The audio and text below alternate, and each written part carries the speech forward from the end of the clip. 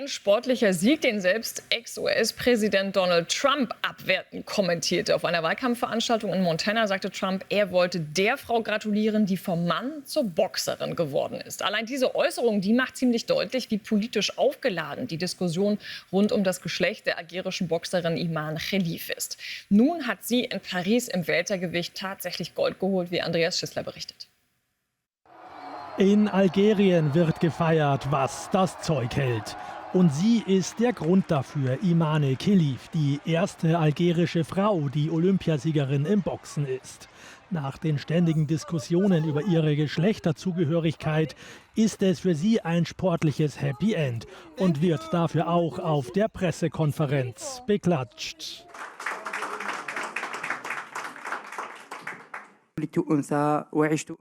Ich bin eine Frau wie jede andere. Ich bin als Frau geboren, habe als Frau gelebt, als Frau gekämpft. Es gibt keinen Zweifel daran. Es gibt Feinde, Feinde des Erfolgs. So nenne ich sie, Feinde des Erfolgs.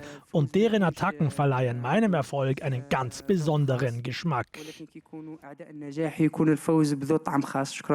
Der unter Korruptionsverdacht stehende Boxverband IBA hatte Khelif nach einem nicht näher erklärten Geschlechtstest ausgeschlossen. Das Internationale Olympische Komitee IOC dagegen lehnte die Testergebnisse als unseriös ab. Khelif durfte in Paris teilnehmen. Das im Pass angegebene Geschlecht sei für viele Sportarten maßgeblich für die Zulassung zu den Wettbewerben. Sportlich hat die 25-Jährige ihre Antwort mit dem Olympiasieg gegeben. Imane Khelif hat großartig gekämpft. Sie ist ein Champion. Sie hat uns nicht enttäuscht. Vielen Dank. Sie ist eine Algerierin, die uns im Sport mit Stolz repräsentiert hat. Ich hoffe, dass alle anderen Sportlerinnen ebenso die algerische Flagge hochhalten werden. Sie hat das algerische Volk sehr stolz gemacht. Wir sind alle sehr glücklich. Danke, Imane Khelif. Auch bei den Olympischen Spielen in Tokio vor 3 Jahren war Khelif am Start. Eine Debatte damals hat es nicht gegeben. Und so wird Imane Khelif nun in Algerien als Olympiasiegerin für immer verehrt.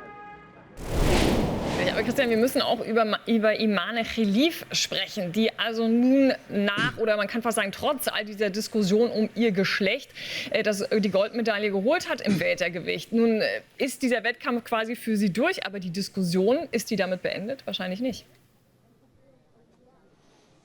Nein, die fängt, glaube ich, gerade erst an. Und man muss eins aber erst noch mal klar vorwegschicken. Das würde vielleicht sogar Donald Trump begreifen. Sie ist eine Frau. Sie ist ein Mann. Sie ist beides. Sie ist nicht eine Frau, die dann zum Mann wurde. Sie hat X- und Y-Chromosom, also beide Geschlechter.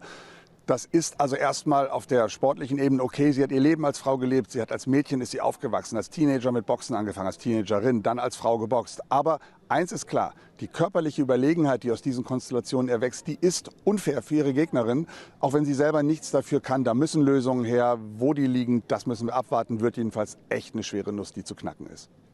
Also das IOC kann sich da eigentlich künftig nicht mehr wegducken, damit dass man einfach nur sagt, man guckt in den Pass und fertig. Christian, danke schön nochmal für diese Einordnung.